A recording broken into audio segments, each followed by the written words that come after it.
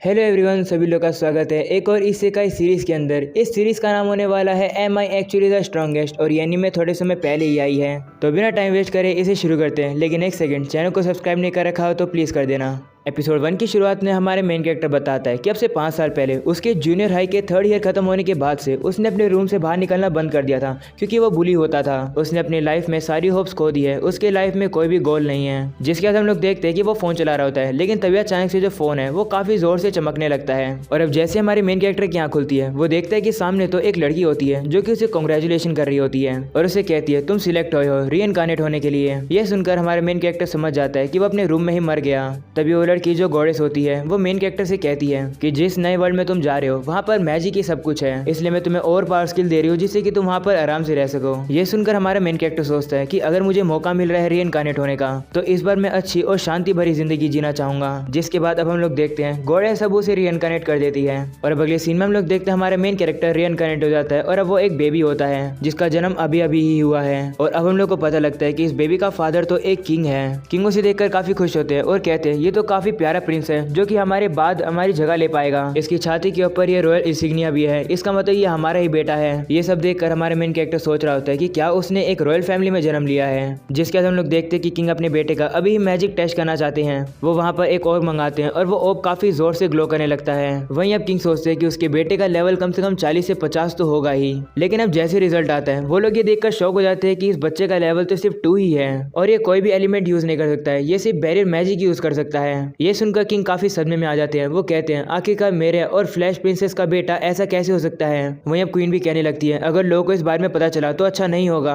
वो लोग अब डिसाइड करते हैं कि वो लोग पब्लिक में बताएंगे कि प्रिंस का जैसे जन्म हुआ वो मर गया। ये सुनकर हमारे मेन कैरेक्टर सोचने लगता है मैं अभी तो रीइनकार्नेट हुआ हूँ, मैं अभी कैसे मर सकता हूँ। किंग अब ऑर्डर देते हैं कि इस बच्चे को दूर जंगल में छोड़ाओ। और अब अगले सीन में हम लोग देखते हैं कि ये सब गॉडेस देख रही होती है और वो ये देखकर परेशान हो जाती है। तो दूसरी गॉडेस पूछती है क्या हुआ, जिस पर वो बताती है कि अभी भी मैंने जिस लड़की को रीइनकार्नेट किया है उसको मैंने ओवर पावर स्किल दी है, लेकिन किसी ने भी रियलाइज नहीं किया है। मैं उसे एलिमेंट देना भूल गई हूँ, लेकिन उन लोगों ने इसके लेवल को मेजर करने में गलती कर दी है। ये सुनकर गॉडेस पूछती है तो तुमने उसका लेवल कितना रखा है। जिस पर गॉडेस बताती है कि मैंने उसका लेवल 1002 रखा है। वो लोग उसका लेवल अच्छे से मेजर नहीं कर पाए क्योंकि उनके वर्ल्ड का जो डिवाइस है वो सिर्फ 2 डिजिट ही शो करता है। और अब अगले सीन में हम लोग हमारे मेन कैरेक्टर को देखते हैं जिसे जंगल में फेंक दिया गया है। वो उठने की कोशिश करता है लेकिन वो नहीं उठ पा रहा होता है क्योंकि ऑफकोर्स वो एक बच्चा है। लेकिन फिर उसे याद आता है कि उन लोगों ने कहा था कि वो सिर्फ बैरियर मैजिक को यूज कर सकता है। जिसके बाद हमारा मेन कैरेक्टर बैरियर मैजिक को यूज करने लगता है।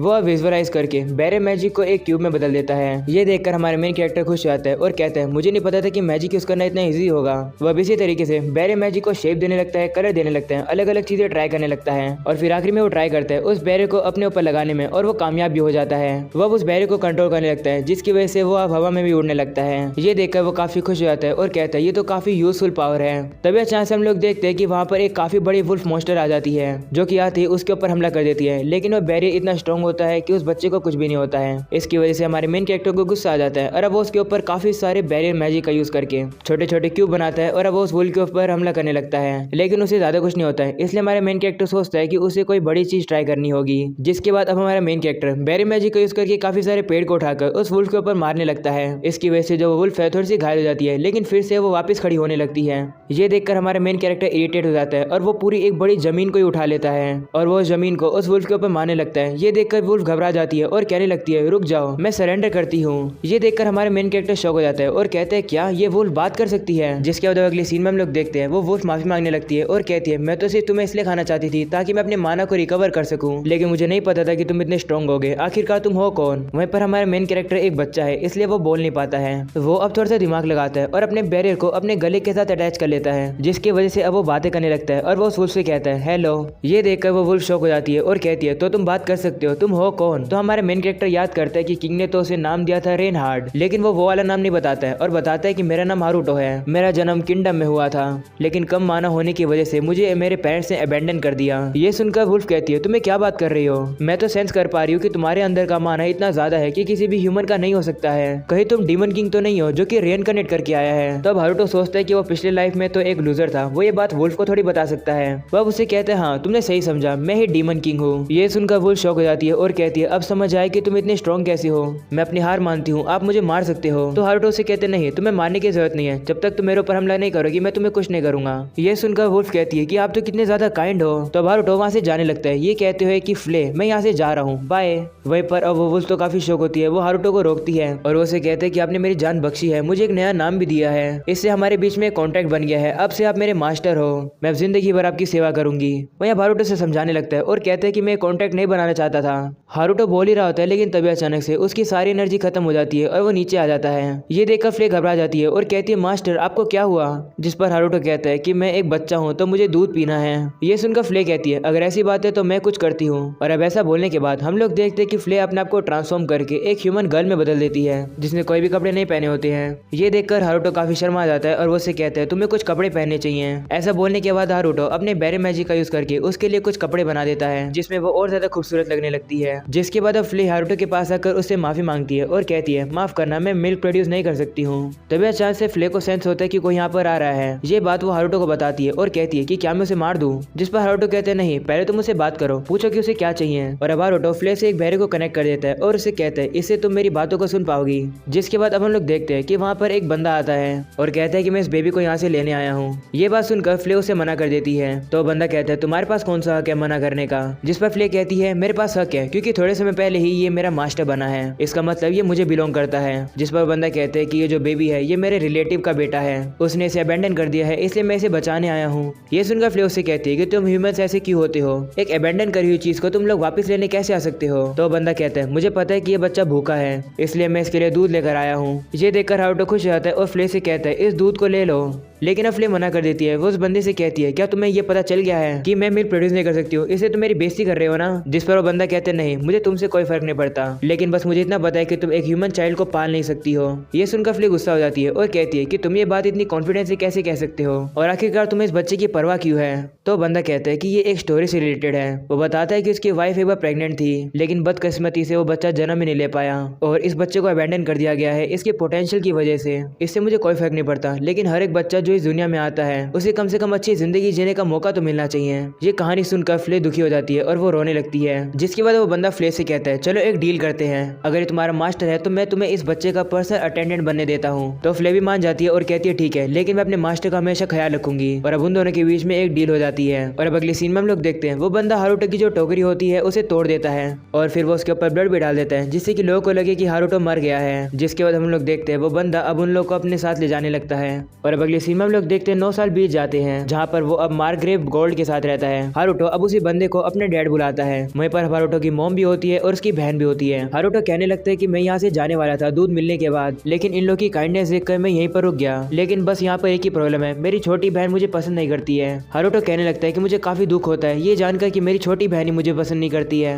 वहीं पर हम लोग देखते हैं हारुतो की बहन शार्लेट फ्ले को काफी ज्यादा पसंद करती है। ये देखकर हारुतो काफी ज्यादा जेलस फील कर रहा होता है। शार्लेट फ्ले से कहती है कि क्या आप फिर से मेरे साथ आज खेलोगे, जिस पर फ्ले मना कर देती है और कहती है नहीं, आज हारुतो ने मुझे एक इंपॉर्टेंट काम दिया है, मैं उसे पूरा करूंगी। तभी हारुतो फ्ले से कहता है शार्लेट के साथ खेल लो, जिस पर फ्ले मान जाती है। और अब अगले सीन में हम लोग देखते हैं शार्लेट और फ्ले के साथ खेल रहे होते हैं। वहीं पर शार्लेट काफी ज्यादा खुश होती है। ये चीज हारुतो खिड़की से खड़ा होकर देख रहा होता है। तभी वहाँ पर उसकी मॉम आ जाती है और कहती है कि इस बात की वजह से तुम परेशान मत हो, मुझे लगता है कि शार्लेट तुम्हारे साथ इसलिए नहीं खेलती है क्योंकि वो तुम्हारे अराउंड थोड़ी सी शाय है, उसे नहीं पता है कि तुम्हारी एज के लड़कों के साथ कैसे एक्ट किया जाता है। देखो शार्लेट की तो फ्ले के साथ कितनी अच्छी बनती है। वहीं अब हारुतो परेशान हो जाता है। वो कहता है कहीं शार्लेट को पता तो नहीं चल गया कि मैं एक्चुअली 30 साल का बूढ़ा आदमी हूँ। इस बात के बारे में सोचकर हारुतो काफी दुखी हो जाता है और कहता है शायद छोटी बच्चों को बूढ़े आदमियों के साथ घूमने में मजा नहीं आता है। तभी हारुतो की मॉम कहती है दुखी मत हो, मेरे पास एक आइडिया है, क्यों ना तुम शार्लेट के लिए कोई स्पेशल चीज करो जिससे कि वो समझ जाए कि तुम उसके लिए कितने अच्छे भाई हो। और वैसे भी तुम्हें तो पता ही है कि फ्यूचर में जो हमारी चीजें हैं वो सारी तुम्हारी होगी क्योंकि तुम हमारे उत्तराधिकारी जो हो।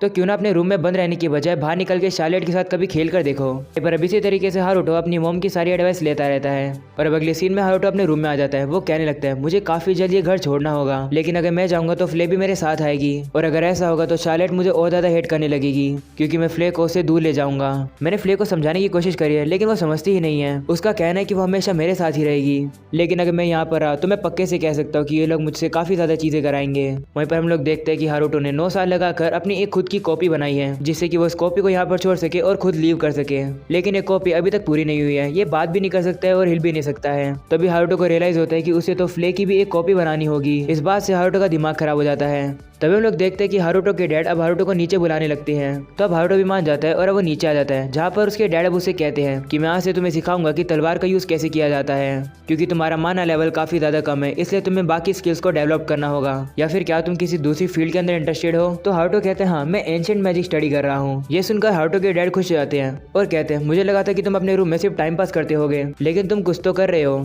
तो हारुतो कहते हैं हाँ, मैं अपनी रिसर्च करने के लिए अब वापस जा रहा हूँ। तभी उसके डैड उसे रोकते हैं और कहते हैं कि तुम्हारे अंदर स्वॉर्ड का भी टैलेंट हो सकता है, जब तक तुम ट्राई नहीं करोगे तुम्हें पता क्या चलेगा, लो ट्राई करो। जिसके बाद हारुतो के डैड उससे लड़ने के लिए तैयार हो जाते हैं। हारुतो बताता है कि उसके डैड एक सीजन वॉरियर है, जिन्हें अर्थ शैटरिंग वॉर हैमर के नाम से भी जाना जाता है। हारुतो कहता है मुझे लगता है कि मैं अपने डैड के ऊपर हमला कर पाऊंगा, इसलिए मैं अपने ऊपर बैरे लगा लेता हूँ, जिससे कि मेरी फिजिकल एबिलिटी थोड़ी तो ठीक हो जाए। जिसके बाद हारुतो काफी तेजी से अपने डैड के ऊपर हमला करता है, लेकिन वो हारुतो के अटैक को डॉज कर देते हैं। इसकी वजह से हारुतो की तलवार जमीन पर जाकर लगती है और टूट जाती है। तो हारुतो को रियलाइज होता है कि वो तो अपने स्वॉर्ड के ऊपर बैरल को लगाना भूल ही गया था। वहीं पर हारुतो के डैड काफी शौक होते हैं, वो कहते हैं आखिरकार अभी भी क्या हुआ। जिसके बाद वो हारुतो से कहते हैं मैं तुम्हारे ऊपर हमला कर रहा हूँ, डॉज करने के लिए तैयार हो जाओ। ऐसा बोलने के बाद वो हारुतो के ऊपर काफी तेजी से हमला कर देते हैं। वहीं पर हारुतो अटैक को डॉज करने के लिए आसमान में कूद जाता है। जिसके बाद वो नीचे आता है और काफी खुश होता है और कहता है मैंने एक फुल स्विंग अटैक को डॉज किया है, ये तो काफी कमाल का है। वहीं पर हारुतो के डैड काफी शौक होते हैं, वो कहते हैं कि इस अटैक को तो सिर्फ लेवल 30 से ज्यादा वाले लोग ही डॉज कर सकते हैं, तुमने कैसे किया? वहीं हारुतो को भी खुद नहीं पता होता है। हारुतो हमेशा चेक किया करता था, उसे लगता था कि उसका लेवल जो है 100 से ज्यादा होता होगा, लेकिन हारुतो का लेवल तो सिर्फ उतना ही है। और कहा जाता है कि ह्यूमन सिर्फ लेवल 77 तक ही रीच कर सकते हैं। हारुतो कहता है मेरा 1000 तो होगा ही कैसे, मेरा माना लेवल तो सिर्फ 2 का है और मेरे पास कोई भी एलिमेंट नहीं है। मुझे लगता है क्योंकि मेरे पास एलिमेंट नहीं है, इसी वजह से मैजिक को एफिशिएंटली यूज कर सकता हूँ। वहीं पर अब हारुतो के डैड कहते हैं ये सब एक तुक्का होगा, भूल जाओ इन सब बारे में, चलो अपने ट्रेनिंग को वापस कंटिन्यू करते हैं। वहीं पर हम लोग देखते हैं कि ये सब शार्लेट भी पीछे से छुप कर देख रही होती है। वहीं पर अगले सीन में हम लोग देखते हैं हारुतो की मॉम और हारुतो के डैड बैठे होते हैं। हारुतो की मॉम हारुतो के डैड से कहती है कि आप कुछ ज्यादा बिजी लग रहे हो। तो हारुतो के डैड कहते हैं हाँ, मैं हारुतो को तलवार यूज करना सिखा रहा हूँ। ये सुनकर हारुतो की मॉम कहती है तो वो कैसा चल रहा है? तो वो कहते हैं मुझे शक हो रहा है कि हारुतो एक रिइनकार्नेटेड डीमन है। सीक्रेट रॉयल फैमिली के रिकॉर्ड में कहा जाता है कि एक मैन डीमन के साथ इन्वॉल्व था, लेकिन ये काफी रेयर होता है कि कोई डिमोनिक ट्रेट के साथ बॉर्न होता है। यह सुनकर हारुतो की मॉम परेशान हो जाती है और कहती है डीमंस के हॉर्न होते हैं, लेकिन हारुतो के कोई भी हॉर्न्स नहीं है, वो डीमन नहीं हो सकता है। जिस पर हारुतो के डैड कहते हैं हाँ, लेकिन कहा जाता है कि रॉयल इंसिग्निया के अंदर कुछ अजीब पावर्स होती है जो कि अभी तक कोई नहीं समझ पाया है। शायद से उन्हीं पावर की वजह से फ्लेज जैसी डीमन हारुतो को प्रोटेक्ट करती है।